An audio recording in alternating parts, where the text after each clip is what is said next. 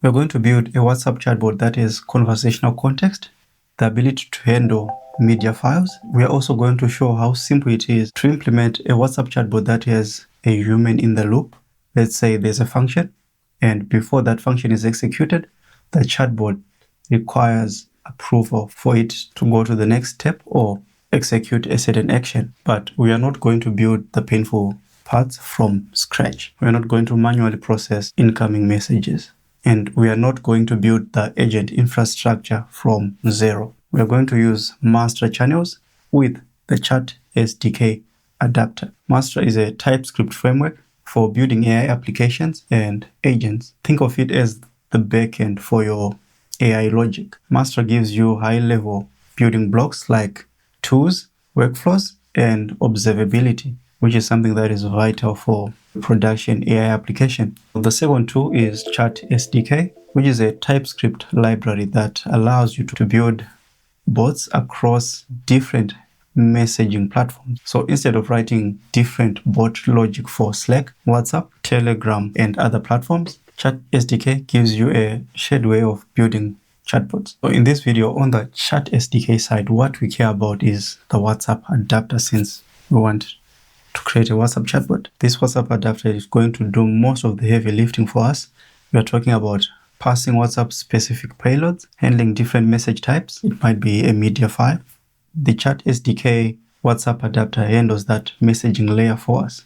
Mastra is the AI brain. Chat SDK is the messaging platform layer. Mastra channels are what let an agent communicate to external chat platforms. We're talking about Slack, WhatsApp, Teams, and others. Here is the architecture. A user sends a message to our bot on WhatsApp, then Meta will send that to our webhook. The Chat SDK adapter will understand the payload, pass it for us, process it. Then Mastra channels will pass that message to our agent. The agent generates a response. Then the response goes back through the channel to WhatsApp, which is a cleaner implementation because we are not mixing everything in one messy handler.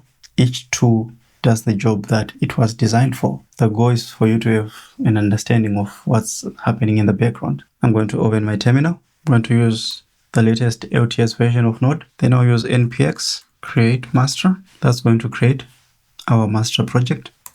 I'll use OpenAI as the default provider, but feel free to use whatever provider that you want. Skip for now. We'll enter the API key later. Then we initialize the Git repository. Then we go to our project. I'm going to use WebStorm as my IDE. And the next step is install the WhatsApp chat adapter. This is the adapter that lets our agent built in Mastra receive and reply to WhatsApp messages. We create our environment file. We need our OpenAI API key for the AI agent, the WhatsApp access token for the WhatsApp adapter, then the WhatsApp app secret, WhatsApp phone number. I'll be showing you very soon how to obtain all these variables. WhatsApp verify token. This is the token that's going to be used by WhatsApp to authenticate our webhook. Then the WhatsApp bot username. The access token lets us call the WhatsApp Cloud API. Make sure that you don't hard code these values in the code. They should be in the environment file and not being tracked by Git as well. Otherwise, you end up exposing sensitive information. Now it's time for us to get the OpenAI API key. Let's go back to the browser and go to platform OpenAI, and I'll create an API key. I would recommend that you only give it permissions that it needs. There is no reason for you to allow things like evals when you are not using them. But for the sake of simplicity, I'm going to select all permissions. And I create the secret, go back to my code editor and supply the key. Instead of implementing a new agent, we are going to use this boilerplate code provided by default by Mastra. And the good thing is the agent has a weather calling tool, and I'll be showing you how easy it is to introduce concepts like human in the loop. So on that same agent, we're going to configure channels. Inside channels.adapter, we add the WhatsApp adapter. That is what connects the agent to WhatsApp. Things like memory are already taken care of, meaning our bot is aware of previous conversations. The responsive are going to be cohesive. Instead of having to manually pass the WhatsApp payload, make API calls, fetch the conversational history. We just pass a configuration to our agent. Then we already have an agent that's exposed via WhatsApp. In the event that you create a new agent, maybe you didn't use the default boilerplate code, go to the index file, register your agent with Mastra. Channel state, like conversational history, is going to persist because as part of the Mastra configuration, we've added storage. All the interactions between the bot and the human is going to be stored there. Now it's time to start our local server, npm run dev, and we need to provide the WhatsApp access token. Let us go to Facebook developers platform. If you don't have an app, just create an app. Under app settings, copy the app secret and paste it in the environment file. Next, under WhatsApp API setup, generate the access token and put it in our environment file. We have to be mindful of the fact that this is a temporary token, which is fine for testing, but in the event that it's a production chatbot, make sure that you create a permanent one. I've included a video in the description pointing to the specific chapter that shows you how to do that. We copy the WhatsApp phone number ID, bot name, Tista. Then we move on to the webhook configuration. This is a way of authenticating our server. The verified token is a string of a choice. So I'm going to use OpenSSL to create the token. Put it in our environment file. Our Mastra application is now ready. The cool thing about Mastra, you have a graphical user interface that you can use to test your agents. Before even testing on WhatsApp, you can just use this graphical user interface to see how your bot is doing. If I ask for whether the weather tool is going to be invoked, now that our web server is running, we need to find a way to expose it to the internet, and for that, we are going to use Cloudflare Tunnel. So we say npx Cloudflare Tunnel, then the URL.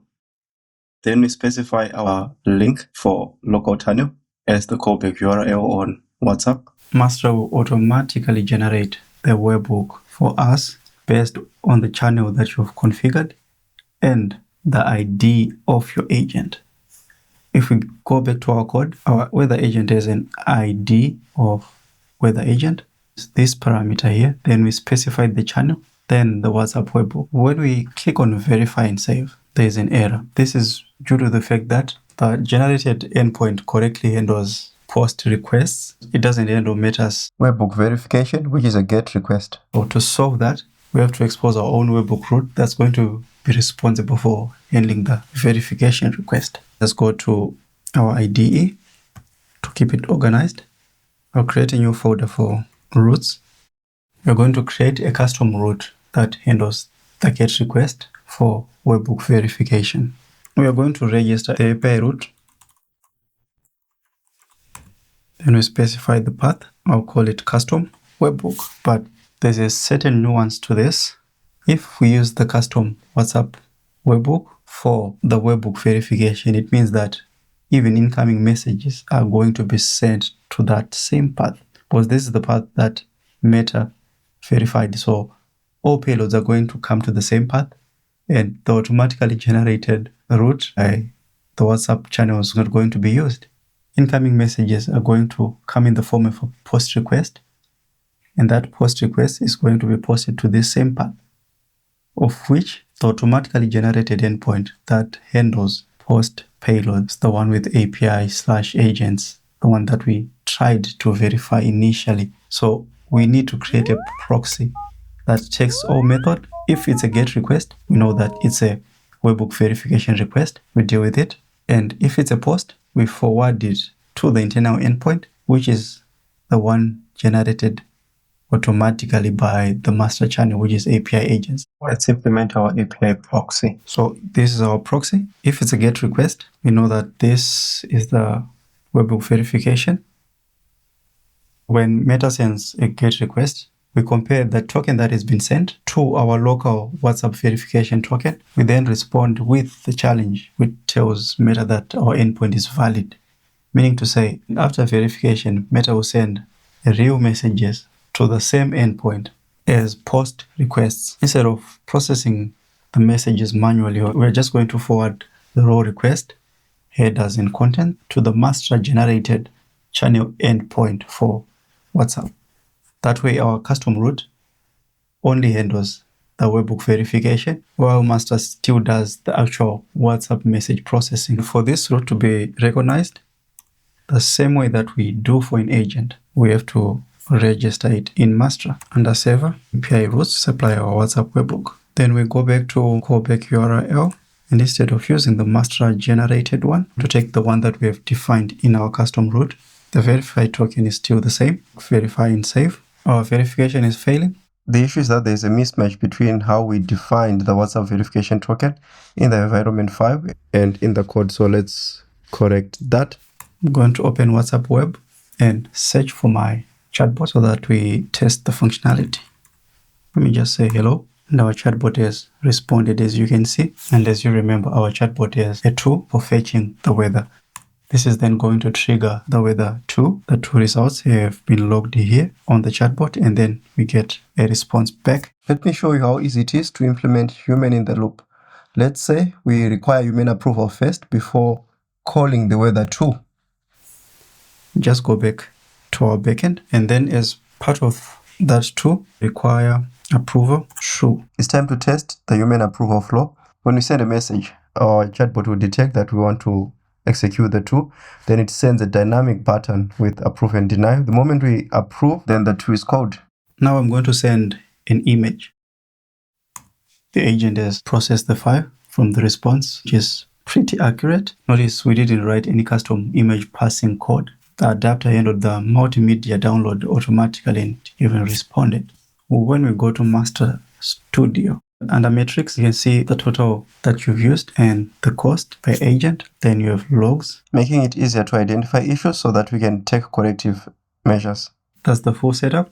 Mastra gives us the AI agent framework. Chat SDK gives us the adapter. We can take it even further by building very, very sophisticated agents.